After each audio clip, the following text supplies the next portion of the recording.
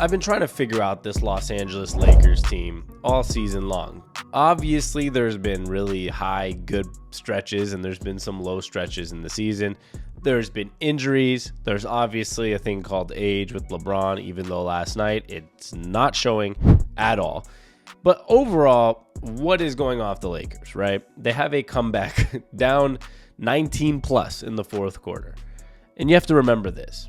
Against the Clippers last night, when they came back and won the game, two crazy things happened. NBA teams have lost 866 straight games when down 19 plus points in the fourth quarter. And of course, LeBron James and the Los Angeles Lakers are the team to break that streak. They come back, they win. And LeBron James himself outscores the Los Angeles Clippers in the fourth quarter. Yes, LeBron James himself outscores the Clippers 19-16 in the fourth quarter. We're not talking about 33-year-old LeBron here. We're not talking about 34-year-old LeBron. We're talking about a 39-year-old LeBron James who obviously at times it shows that he's not the exact same specimen he once was, but he is still playing like a top 5 to 10 player in the NBA night in and night out at 39 years old. He will be in the year 2024 turning 40 years old next December or this coming December. So it is insane what he's doing. And it just, you look at the game and you see that he kind of is figuring out the way that a lot of veterans do is when the right time to dominate is. He scored 19 points himself in the fourth quarter. It was a 21-point lead at some point in the game for the Clippers. He brought himself 40K points away from 40K. Sorry, he brought himself 40 points away from 40K. And he ended the game with 34 points, 8 assists, and he had 7 threes on the night. And it just kind of brings me back to some of those tweets we used to always see. I brought up a couple of them. This one was from May 25th of 2015, so almost 9 years ago. LeBron is 30. This fuckery won't go on for much longer. Thank God. We are here 9 years later, and it's still going on. It is still happening. Maybe not every single night, but at least once a week, there's a time where we're like, oh my God, here he goes again. LeBron James. Who many people should be considering the GOAT. I'm not here to argue is it LeBron or Jordan, but many people consider him the GOAT. There's some people that don't, but it doesn't matter. I'm saying he's one of those top 2 or 3 players, and for some people, number 1 ever. And the fuckery has gone on longer than 30. It's been 9 years since that tweet. And there was another tweet that, NBA Paint 1 on Twitter or on X said LeBron was one of the best players in the world when I was 12 years old. I'll be 33 in a few months. Sometimes you just got to break it down like that to understand this bullshit. It is pretty crazy. I'm just thinking about for myself, when LeBron came into the league in 2004, I was in 3rd or 4th grade. Yeah, I'm a grown-ass adult now. It's been 21 years. I was in 3rd or 4th grade. I think it was 4th grade. So, I mean, it's unbelievable. I mean, I was 10 years old when 10 or 9 years old when LeBron James started this, and he's just still doing this. And even Darvin Ham, his coach, said it was time for him to whip it out when he talks about the cape. And this is the thing about LeBron. He can do it anytime. And that's what makes me think about this Lakers team as there's a big question mark around them all the time. There's health, obviously. There's the age. Are they as good as they once were? And you look at this and you say, you know what? This team has shown stretches that they have the chance to be a extremely hard team to beat when they want to be. Let's just break it down for a second from last night, because the Lakers last night, despite playing bad for a few quarters, kind of showed when their roster's put together, the team is a pretty solid basketball team. And it's crazy. I know things change right away, right? Because you have a win like that just flips the narrative, right? But you have to remember, that was Cam Reddish's first game, and out of 15 games, I think LeBron mentioned it after the game. And, it's nothing crazy, but he was +5 on the court, 5 points, 3 rebounds. If Cam Reddish starts to get playing time and stays healthy, he is a nice piece to this. On top of that, Taurean Prince, a great role player. Jackson Hayes, Spencer Dinwiddie now signed there. Christie gets playing time here and there. Last night got nothing, but it happens when they need him to play. And then you have Austin Reeves, who can get a bucket. D'Angelo Russell, who knows his role now and can get a bucket when he needs to. LeBron, obviously. Hachimura, always, I feel like in a lot of big games, comes up and scores a couple big buckets. He did last night in the fourth quarter. I think he had 5 in a row at one point. And then you have Anthony Davis, who obviously is the big key piece here. Anthony Davis, 20 points, 12 rebounds. Awesome. 3 blocks. Now, it's nothing crazy, but he didn't have to go crazy last night because LeBron James decided to. Anthony Davis is a huge key here because when we look at, do the Lakers have a chance to run the West? You have to get through Jokic.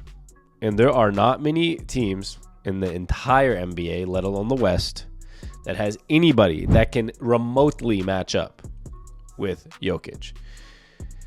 There are teams that, are really good in this NBA right now, like the Clippers. They have no answer for a LeBron James and Anthony Davis combo. That's just the reality. And they don't have an answer for Jokic. The Suns, as great as they are, they don't have a big guy that's good enough to take on Jokic for an entire game. The Pelicans, I feel the same way. Mavericks, I feel the same way. The Warriors, I would feel the same way. I'm just talking about some of the contenders. OKC, they don't have a guy that I think can match up all game with Jokic. Minnesota is the team that you say could potentially with Gobert and Karl Anthony Towns. They do have big guys, but I just don't. Realistically, this year, I'm not saying never. I think the Timberwolves are one of the best teams in the entire NBA, and I love what we're seeing from them because I think that city deserves it so badly. Like, they deserve a great basketball season, so I'm happy to see this.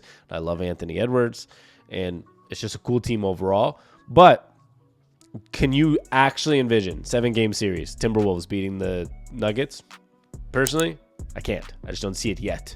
But they are one of the contenders. I'm not going to lie. And so out of the West right now, when I look at it, all that was to say, the Lakers have Anthony Davis and LeBron James. But let's talk about Anthony Davis for a second. He can actually match up with Jokic. Is he better than Jokic? That's not what I'm saying. But he matches up with Jokic. And if there's anybody in the West, big man to big man, that can match up head-to-head or be as good or better than Jokic for a night, I believe that's Anthony Davis. And we've seen it before. Right now, outside of the Timberwolves and Lakers, I don't know many people that can match up with them. So I do think the Lakers have a chance. I don't think any of those teams I mentioned, outside of Minnesota and Denver themselves, have much of a chance in a 7-game series against the Lakers. That's just the reality because of Anthony Davis, because of LeBron James, because of their good depth now. And let's not forget, this is one of the biggest keys here to not forget, is when the Lakers decided earlier in the season that they want to be dominant and they want to be one of those teams that are hard to beat, what did they do? The Los Angeles Lakers had a 7-0 record and averaged 122 points per game in the in-season tournament this season. 7-0. They beat Phoenix in Phoenix. I remember I was at that game. It was actually a really good game. We thought LeBron got hurt, hit his knee. Was kind of shaken up, and I remember I was with my fiance and my brother, and I was telling my fiance, I can't believe I paid like $300 for these tickets, and LeBron might be out. Like, he's limping off the court with his knee. I was pretty upset. I think that was a game Booker didn't play either because he was still dealing with the ankle injury, I believe. But I remember I paid $300 for tickets, and I'm like, there's no way I'm about to pay. I paid $300. I'm not going to see LeBron and Booker. Like, this is awful. But LeBron came back, played an amazing game. Actually, him and Durant went head-to-head. Amazing game. They beat Memphis. They beat Portland. And these are good wins. 134 to 107. 107 to 95 against Portland. 131 to 99 against Utah. And then another 3-point win against Phoenix. That's 2 of them during the in-season tournament. Pelicans, a team who is very good this year as well. They beat them 133 to 89. Yikes to the Pelicans. Yikes to the Pelicans. That was in the Final Four of the tournament. And then they won the tournament finals 123 to 109 against a good Pacers team. They were just scoring. The 2 lowest scoring games, 106 and 107. Other than that, they had 122, 134, 131, 133, 122. They were a team that when they got hot and they were clicking on all cylinders, there was nothing stopping anyone. They weren't stopping them. Like, nobody could stop LeBron playing well, Anthony Davis playing well, D'Angelo Russell playing well, Austin Reeves hitting some shots. Like, whoever it was, when you have LeBron and Anthony Davis playing well, they had no answers for them. So, are they legit? It's hard to tell, right? Because they are still 3 games out of that 5 and 6 seed to get out of the play-in. It's always hard to announce the play-in tournament, and then there's like the play-in games for the playoffs, whatever it's called. But they are 7-3 in their last 10.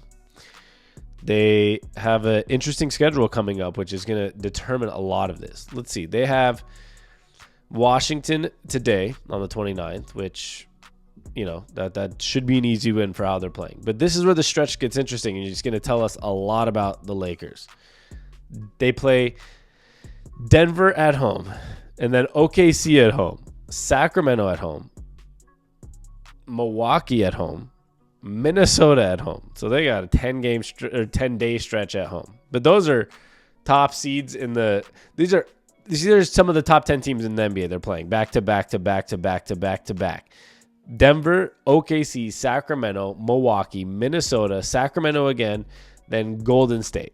And then they play Atlanta. The schedule eases up a tiny bit, nothing crazy. But I think over these 5-6 games, we're going to find out, are the Lakers contenders, number one? And if they are, and they win, let's say, 5 or 6 of those 7 or 8 games, all of a sudden you're going to see them at an interesting spot in the standings, probably more at the 5 or 6 seed. And if they get there, they don't have to play the play-in playoff games, and they're starting to roll a little bit. The Los Angeles Lakers are actually going to be a real threat in the playoffs. I don't think many teams want to see LeBron James and Anthony Davis in the first round. Now, the teams, once again, that I think wouldn't be one team specifically, the Nuggets, they wouldn't mind it. I'm not saying they prefer a different team, but they have Jokic, they have Jamal Murray, Michael Porter, Aaron Gordon. They know what they can do. The Suns probably, even though they don't have an answer for Anthony Davis, they have veterans. They're not scared of anything. But like, if you're the Timberwolves or Thunder or the Pelicans, any of these young teams, you're not trying to see LeBron James and Anthony Davis in the first round or even in the second round, because I just think they'd be better. They'll find a way to beat them. It's of 2 veterans on that team, guys that have won championships, and you just wouldn't want to see them. That's why they truly have a chance. And this LeBron stuff is just not stopping. And I guess we'll see when it does. I don't know if it will anytime soon, as he has a couple more years of this where I think he can turn it on at the right time. But what a comeback against the Clippers. They're starting to prove they have a legit chance. If they can climb up those standings a little bit, get to that 6th spot where the Pelicans are. It's going to be tough. Don't get me wrong. The Mavericks are playing good basketball. The Suns are getting better. Pelicans are a decent team. Kings are right there above them. They've lost 2 in a row, but they're still above them.